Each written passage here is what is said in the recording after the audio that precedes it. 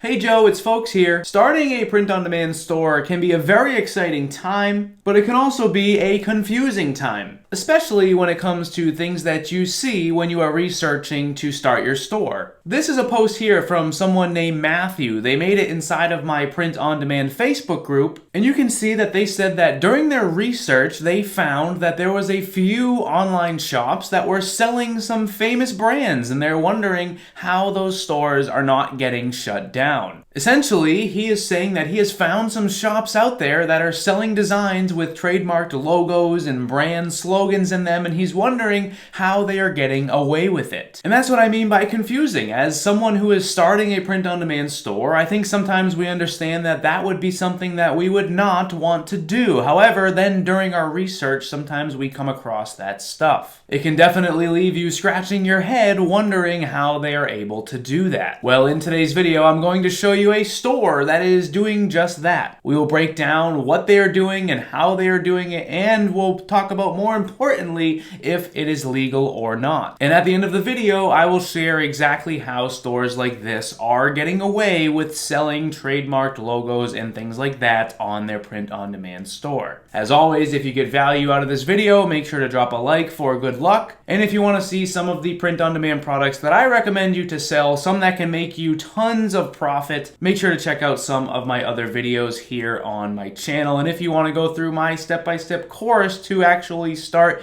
your store, there is a link down in the description. It is completely free. Inside, there's over 20 step-by-step videos showing you exactly how to get started. And before we go any further, sometimes when I talk about trademarks and copyrights, people end up asking me about these monopoly posters behind me. Now, here's the thing. These are not print-on-demand products that I am selling or that anybody that I know is selling. It would be just like if I was wearing a Nike hoodie right now and you said, well, Joe, you're making a video about trademarks. How are you wearing a Nike hoodie? Sometimes you can buy Nike hoodies from stores, and the same thing is true. These are just decorations.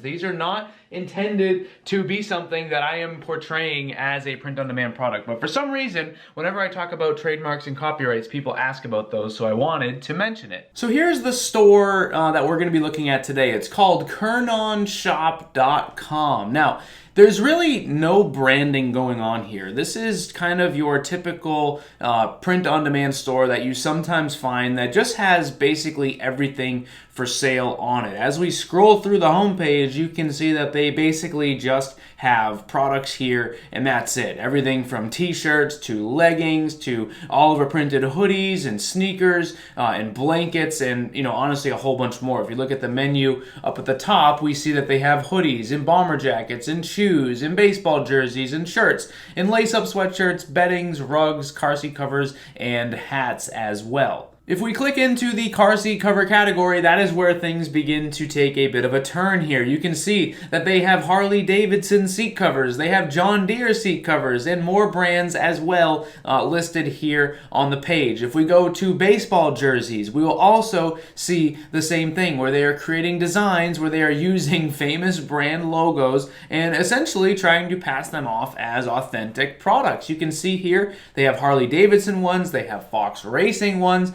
and we continue to scroll through, there is just pages and pages of these designs. And I totally get it. For some people, if they were to come across something like this, they would be thinking to themselves, I thought stuff like this was not allowed. I thought this would be a trademark violation. How is this store getting away with this?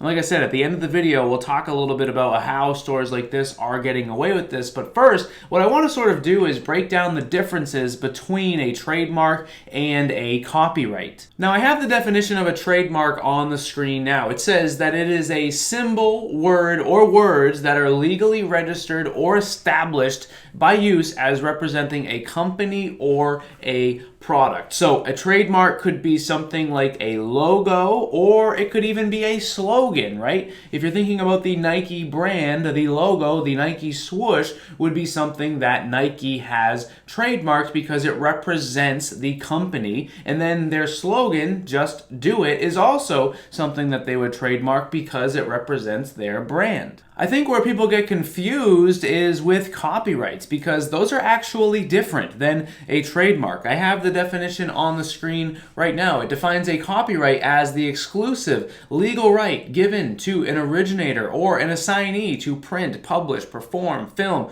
or record literary, artistic, or musical material, and to authorize others to do the same. Now, a copyright is something that you receive naturally when you create something. One key thing here that I want to mention is that I am just a YouTuber. I am definitely not a trademark and copyright lawyer. What I'm trying to do is share with you some of the things that I've learned through my research, but I would encourage you to do your own as well. But basically, a copyright is different than a trademark because, like I said, it's something that you naturally receive. If you write a song, you are not going to file a formal trademark on all of the lyrics inside of the song. You will just receive a natural copyright protection or the right to actually own those lyrics because you are the one that created them. Much different than when Nike created their logo and their slogan, where they actually file for protection on those. The same would be true with stuff inside of a movie, such as movie characters or even just words from inside of a book, which would be different than the title of the book, where a company would actually trademark something like that. So therefore, something like this here, where they're using the Harley-Davidson logo, that would be a violation of trademark and not necessarily copyright, because this would be a trademarked logo that they are using.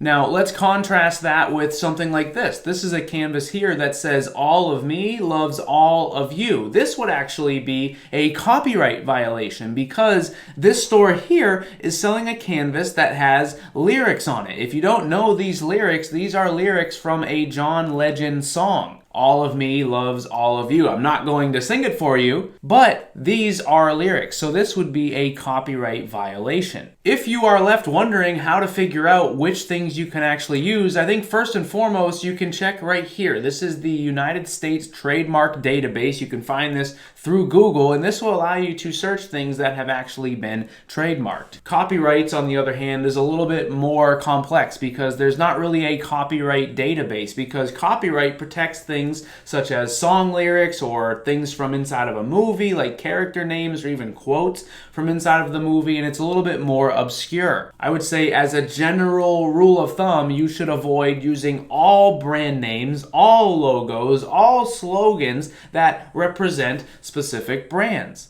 And I think for the most part, a lot of us know the difference between something that is trademarked and something that is not. I think it's probably quite clear that the Harley-Davidson logo would be something that would be protected by Harley-Davidson. I think if you are unsure about something, there's probably a reason why you're unsure, because you think it might actually be illegal. As a general rule of thumb as well, if it's lyrics from a song or something from inside of a movie, like a character name or a quote that a character says inside of the movie, like "I'll be back" from the Terminator movie, that's probably something that would be protected by copyright, which kind of leads me to the next point here, which is how stores like this here are actually getting away with selling Harley-Davidson logos, or how stores like this here are getting away with selling canvases that have a John Legend lyric on them. And I think one of the biggest things to realize here is that just because something is against the rules doesn't mean that as soon as someone breaks the rules that they are just going to be instantly struck by lightning and prevented from doing what they are doing. Basically, what I'm saying to you is they are breaking the rules here. They just have not been caught yet. So that is why it appears as if they are getting away with this. In order for them to get quote unquote caught, John Legend would actually have to take action against them for this. There is not anything out there that acts as a sort of trademark police that just sort of monitors the internet, that when a trademark is violated, that they just all of a sudden act. John Legend or Harley-Davidson Davidson would actually have to take action in order for these stores to face any sort of ramifications here. Just because you upload a Harley Davidson logo does not mean that Facebook or Instagram or Shopify is all of a sudden going to ban you. The only way that stores like this get caught is when the actual trademark owner or the copyright owner takes some sort of action. And some of you might be thinking, well, how come Facebook wouldn't take something like this down? Obviously, they can't sell the Harley Davidson logo on their baseball jerseys. And the answer is I sort of agree. However, at the same time,